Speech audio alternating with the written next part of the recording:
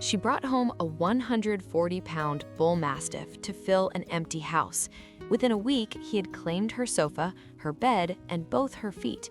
But it was a security camera and a timestamp of 3:22 a.m. that showed her what he had actually been doing all along. She thought she knew what she was getting into. She had done the research, read the forums, watched the videos. A 140-pound Bullmastiff in a one-woman household. Everyone in her life had an opinion about that, and none of them were quiet about it. Lauren Mercer was 38 years old, a pediatric nurse who worked 4 days a week and spent the other 3 in a house that had felt unfinished since her divorce 2 years ago. Not broken, just unfinished, like a sentence that stopped before the period. She had a good job, a reliable car, a garden she actually used, and a silence in the evenings that she had learned to live with but never quite accepted. The dog came from a family 3 towns over, a couple relocating overseas who couldn't bring him. His name was Bear, 4 years old, 138 pounds, fawn with a black muzzle, wrinkles so deep they cast their own shadows. The couple cried when they handed over his leash. Lauren held it together until she reached the car. Her sister called that night. "You got a what? A Bullmastiff? Lauren, those things are enormous." Lauren said, "I know." Her sister said, "You live alone." Lauren said, "I know." Her sister said, "Are you absolutely sure?" Lauren said, "I already signed the paperwork." The first week was an education. Bear moved through her house like he had always lived there and was simply returning after a long absence. He identified his preferred spots within 48 hours: the left side of the sofa, the kitchen doorway during meal prep, the bath mat in the master bathroom, which he claimed for supervision purposes. He liked to watch Lauren brush her teeth every single morning without fail. He also had opinions about bedtime. Lauren had ordered an expensive, well-reviewed dog bed in advance. Bear walked past it every night without acknowledging its existence. He slept at the foot of Lauren's bed the first night. By the 4th night, he had migrated beside her. By the 2nd week, he was sleeping with his back pressed against her side, leaving Lauren 11 inches of mattress and 0 complaints. She told her sister. Her sister said, "You need to establish boundaries." Lauren said, "I think the boundaries have been established.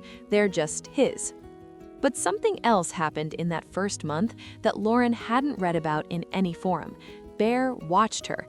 Not anxiously, not the way a dog watches a door when afraid of being left.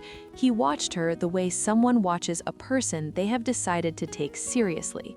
When she came home from a long shift and sat on the floor instead of the sofa, he came and sat beside her without being asked.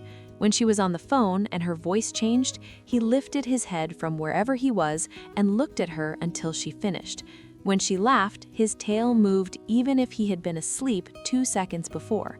He was paying attention, all of it, all the time. I can see you're still watching but haven't subscribed yet. Honestly, that stings a little. Hit subscribe right now. You'll want to stay for what comes next. 6 weeks after Bear arrived, Lauren had a difficult patient at work, a 7-year-old who came in for a routine procedure and didn't go home the way anyone had hoped. She drove home in silence, changed out of her scrubs, sat down at the kitchen table, and put her hands flat on the surface and just breathed. Bear came in from the living room without a sound. He walked to her chair and lay down across her feet, all 138 pounds of him, covering both feet, both shins, warm and heavy and completely still. Lauren sat there for 40 minutes. She didn't cry. She didn't need to. She just needed the weight. When she finally stood to make dinner, she looked down at him. He looked back up. She said, "Thank you." He wagged his tail once, slow and deliberate, and returned to the kitchen doorway to supervise. Stories like this are why these videos exist. If this one is landing somewhere real for you, you already understand why. The routines that formed were small, specific, and entirely Bear's design. Every morning at 6:47, he appeared at the bedroom doorway and exhaled loudly. Not a bark, one long, theatrical breath that rattled through his whole chest. That was the alarm. Lauren stopped using her phone within the first month.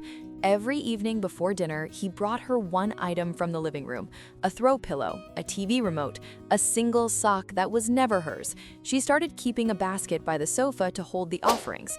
It filled up every week. And then there was the camera. Lauren had installed a small security camera in the hallway 3 months after Bear arrived.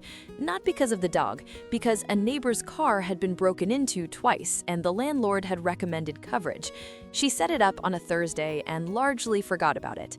Until a Sunday morning in January, when she scrolled back through the previous week's footage looking for something unrelated and stopped completely.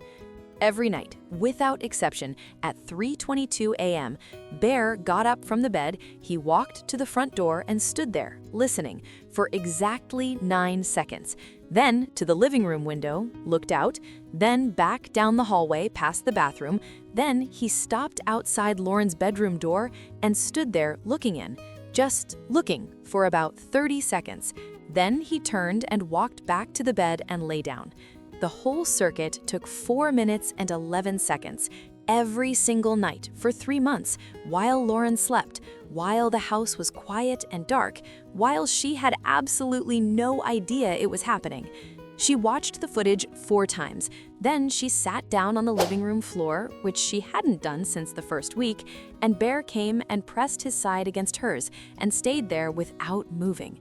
She had thought she was giving him a home. She hadn't understood until that Sunday morning that he had already given her one. The neighbor, who had originally said that a woman alone with a dog that size was asking for trouble, stopped by in February to borrow a ladder. Bear came to the door beside Lauren, sat down, and regarded the neighbor with patient, unhurried dignity. The neighbor looked at him for a long moment. Then she said, "He's actually kind of beautiful, isn't he?" Lauren said, "Yes, he is." Bear is 4.5 now. He still sleeps pressed against Lauren's side every night. He still brings one item every evening. He still exhales at 6:47. The basket by the sofa is full again. And every night at 3:22, while Lauren sleeps, he makes his rounds. Front door, window, hallway, bedroom doorway. 30 seconds watching her breathe, then back to his place beside her. She never asked him to do it. She never trained it. She never even knew until a Sunday morning when old footage showed her what he had quietly decided all on his own. Some dogs take up space. Bear takes up watch. And sometimes the most important thing someone can do for you is simply refuse to let you be alone in the dark without knowing there is someone right there. If you are thinking about a large breed and you live alone, don't let the size be the reason you say no. Let it be the reason you say yes, because sometimes big love needs a big dog to carry it properly. Would you feel safer or more nervous with a 140-pound dog watching over your home? Tell me in the comments.